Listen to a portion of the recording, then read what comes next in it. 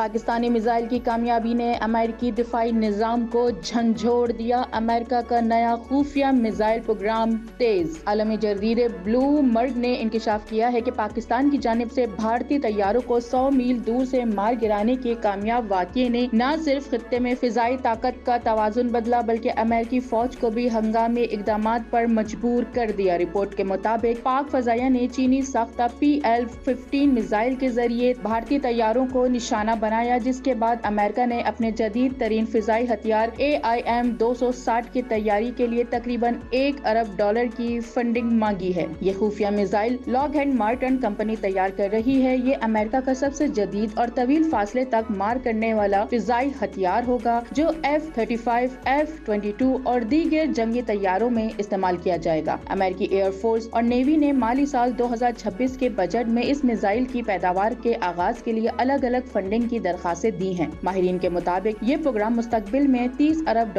سے تجاوز کر سکتا ہے۔ رپورٹ میں کہا گیا کہ پاکستان کی کامیاب کارروائی نے دنیا بھر کی توجہ طویل فاصلے کے فضائی ہتھیاروں کی طرف موڑ دی ہے اور اب امریکہ بھی فضائی برتری قائم کرنے کے لیے نئے ہتھیاروں کی دوڑ میں شامل ہو چکا ہے۔